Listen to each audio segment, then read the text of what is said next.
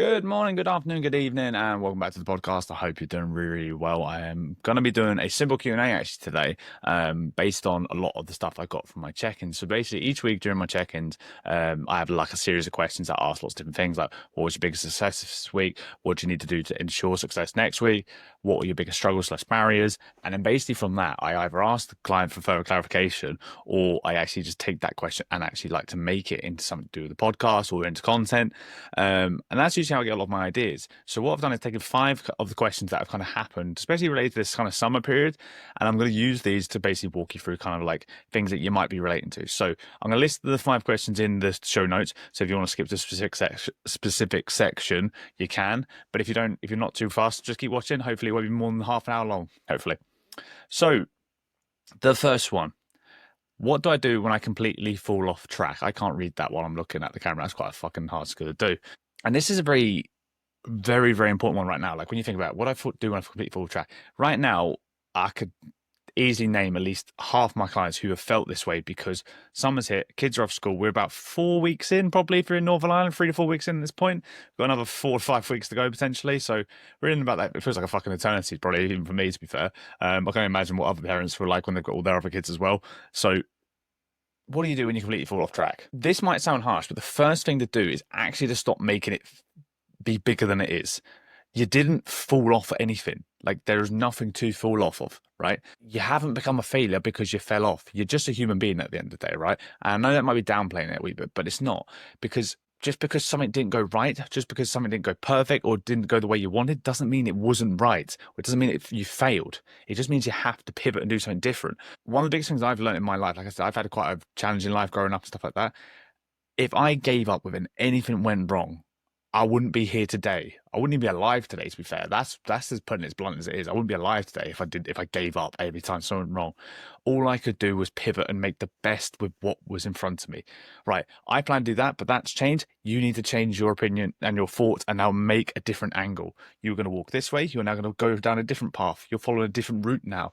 That's what you've got to kind of get into your head. So anytime something goes wrong, your brain is like, right, that sucks. Acknowledge the fact it fucking sucks. Then you've got to pivot. If you're like me and you'll say pivot like Ross Geller out of Friends, that is the mentality you've got to have. Because basically your only job during this like downfall in this spiral is literally to stop the spiral. Imagine you're going down a slide, right?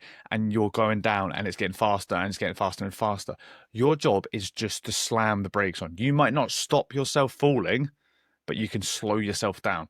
But when you get good enough here, you can actually stop yourself and get yourself stuck and then climb back up.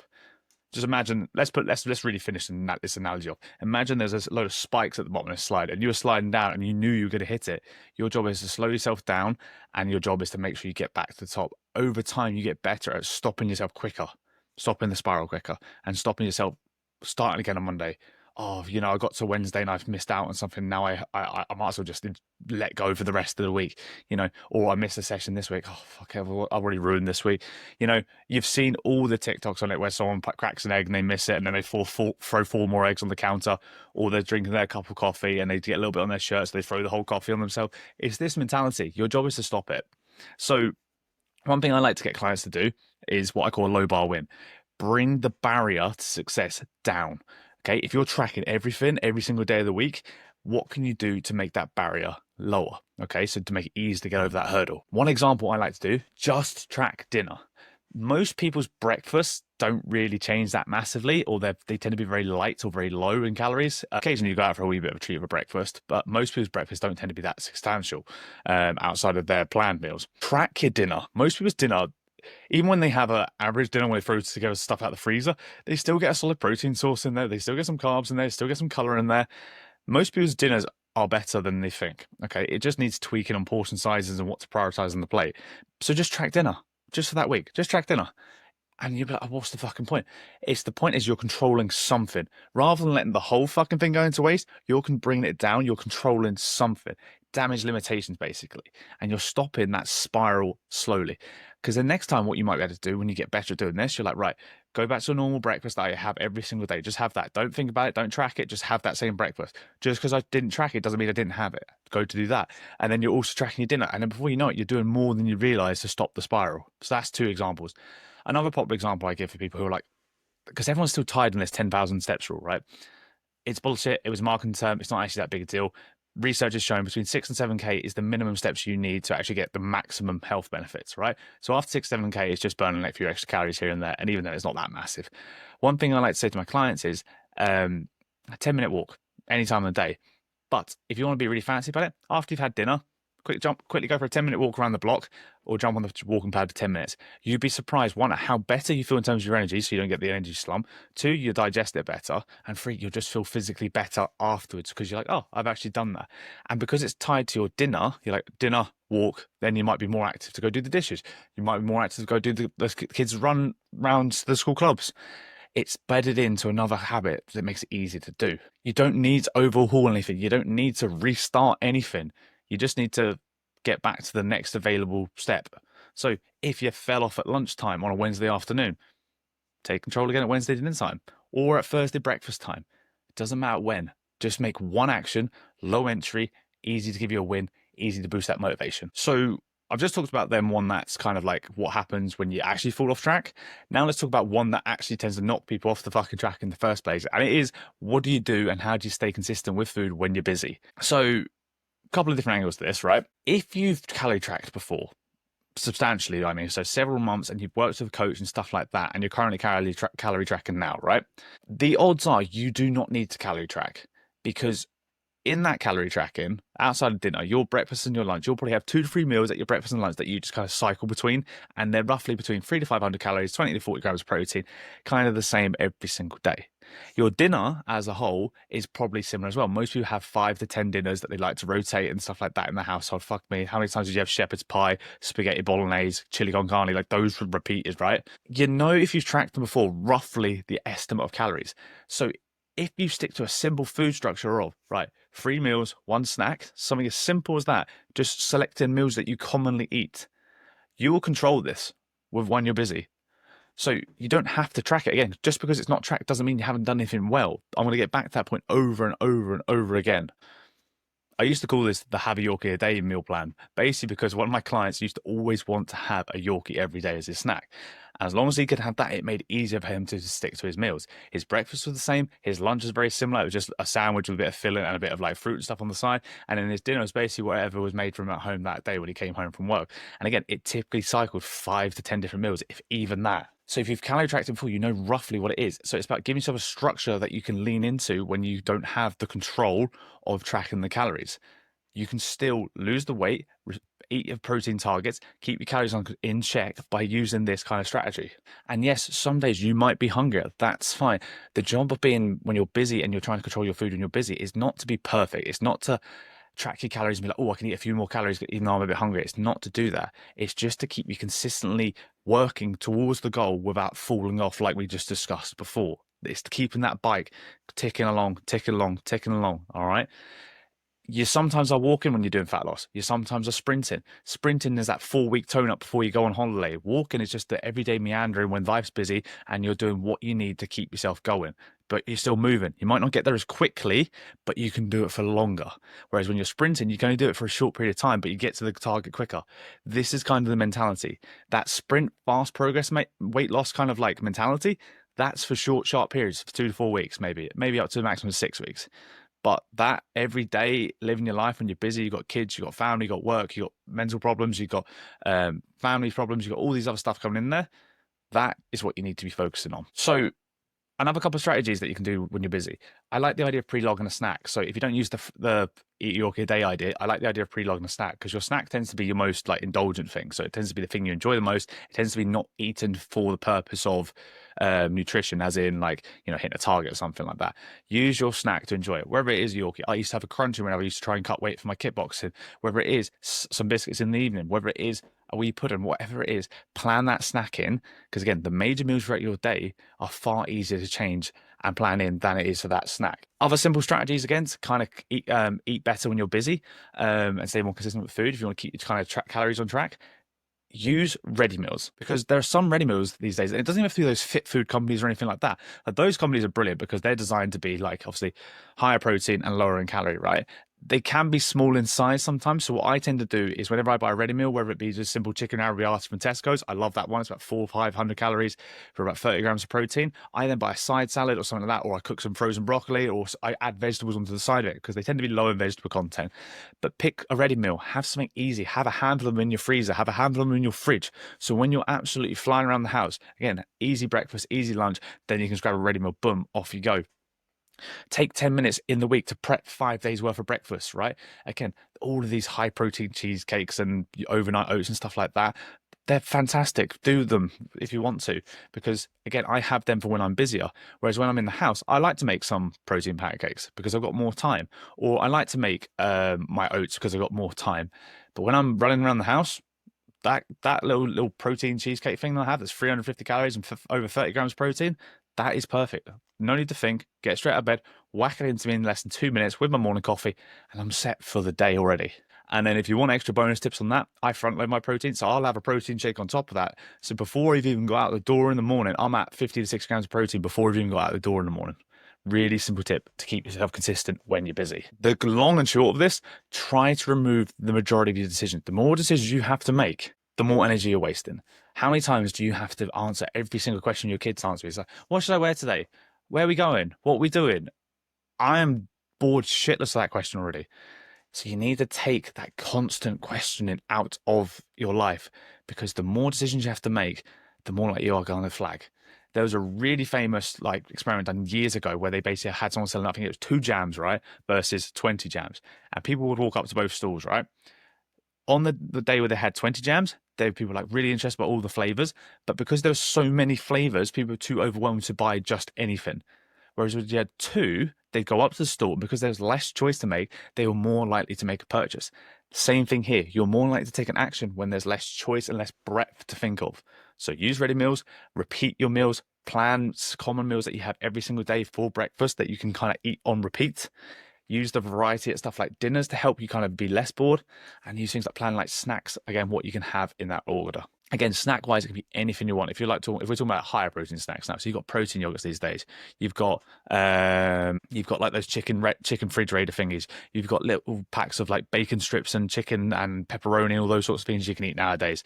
There's two Baby Bell Lights at 10 grams of protein, 100 calories. You can have stuff like that. These are all really easy high protein sources that you can have just like that.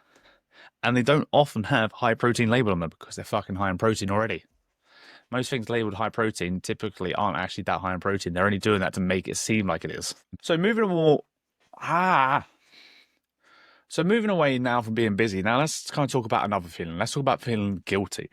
Guilt is a massive thing, especially with women. I feel like it's something that society's kind of built into people, especially women, that they should be guilty for not being perfect, because women are placed under such high pressures and some expectations, which are not warranted, by the way. I'm just putting that out there, that they carry them into every aspect of their life. So this is where this question comes from. And it is, I feel bad when I'm missing my workout. How do I get over that guilt? And the easy way for me to explain this is a couple of things. So you've heard me talk about perfectionism a lot before, and this is where it kind of boils back down to. Missing one workout and feeling guilty is because you've tied your self-worth into the workout and into your identity based on the gym and as a perfect person. So if you're a person who only does things perfectly, because one, if you do things perfectly, then you can't do something if it's not perfect, and that stops you from making action sometimes before. And that's often what's kept you stuck before. But now you're actually doing it. You're like, I have to do it perfectly, otherwise I can't do it at all. Which, if I'm honest, anyone who's trained for over 5 to 10 years never does anything perfectly. All these people doing optimal shit, they don't train optimally all the time. They're not sleeping 7 to 9 hours every night. They're not drinking. They're not taking stuff they shouldn't be taking. They're not doing everything. They always say they're just putting it on Instagram and on TikTok to make you feel lesser, so you will buy from them because they know what they're talking about. But that's not what a coach does.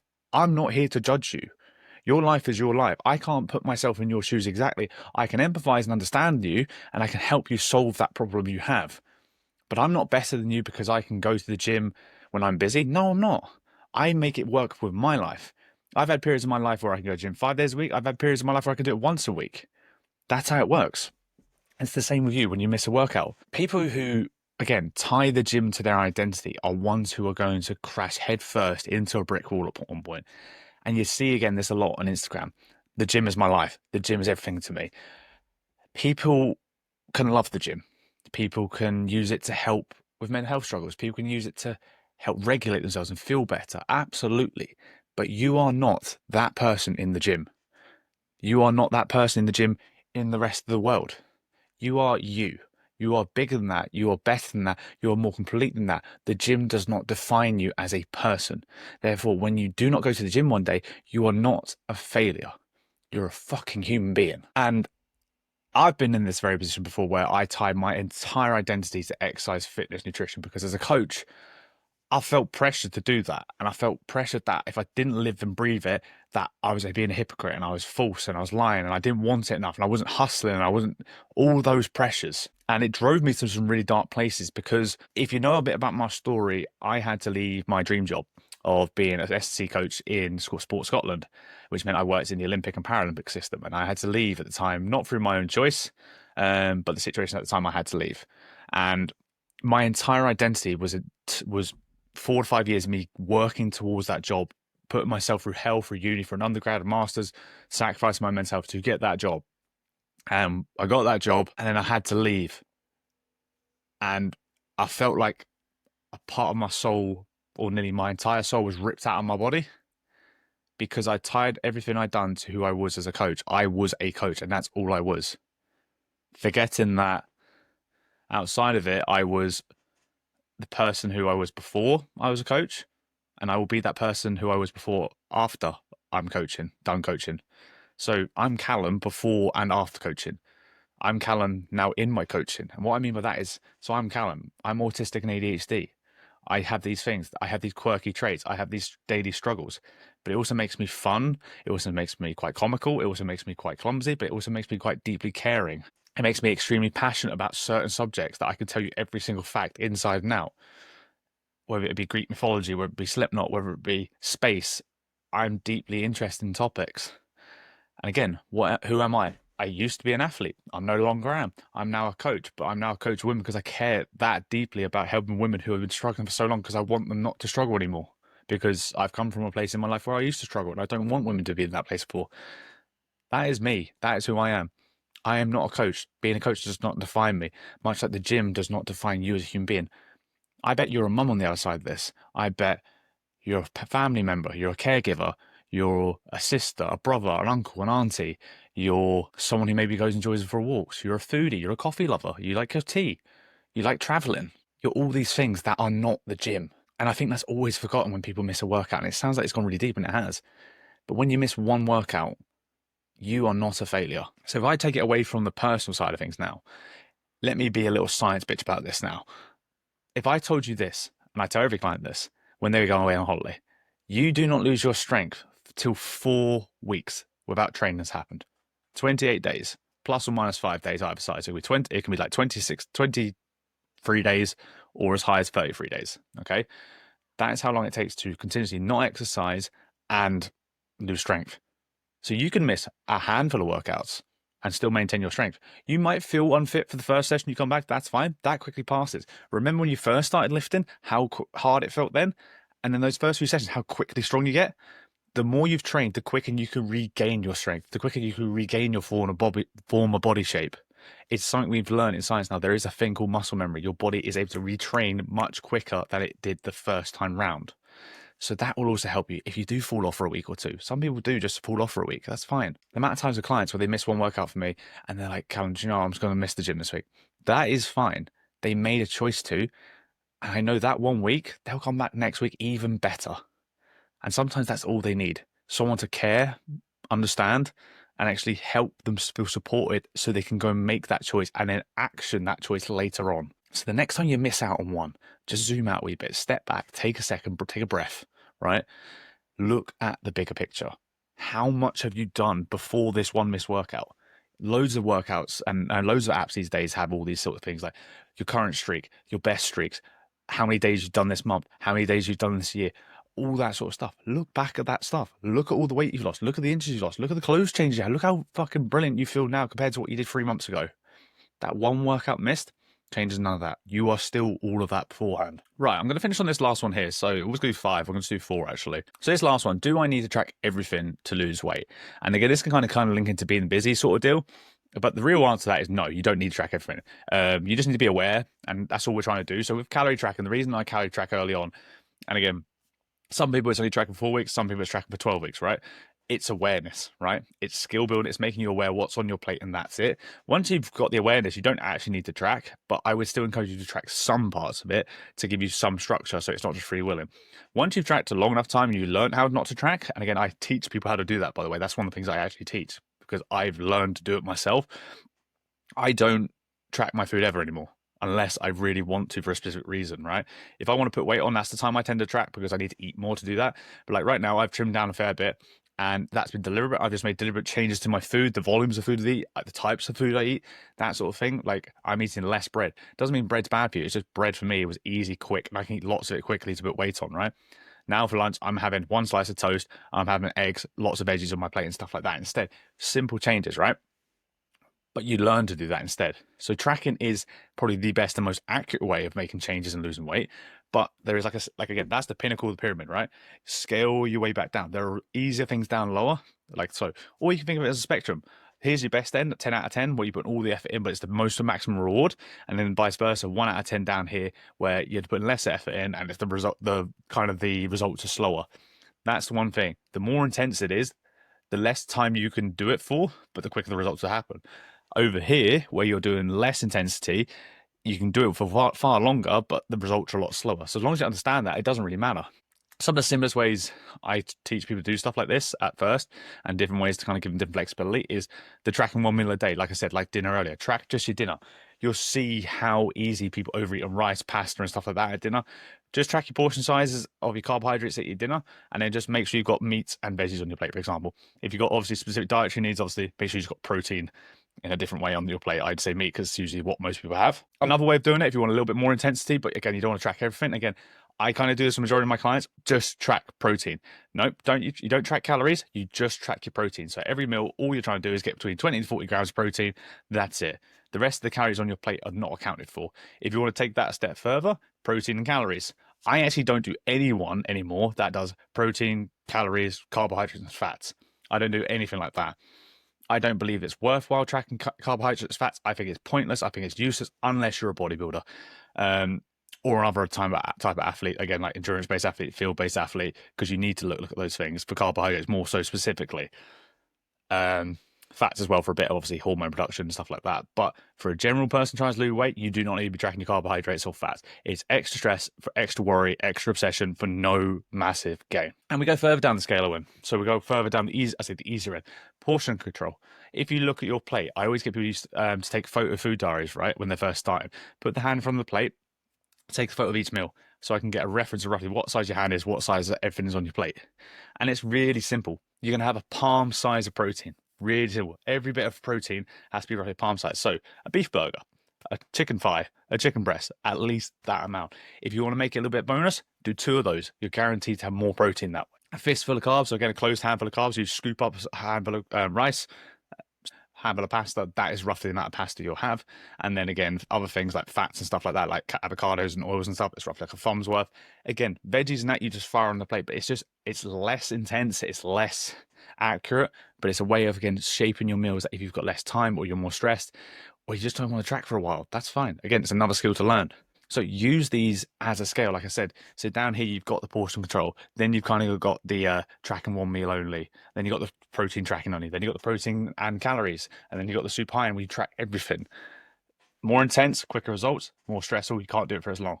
Less intense, slower results, but you can do it for far longer and it's easier to do. The goal is basically to learn what works for you long term, shift the focus on different parts of the year, more intense for maybe when you're on holiday, for example, and dial it in for a holiday or Christmas or something like that.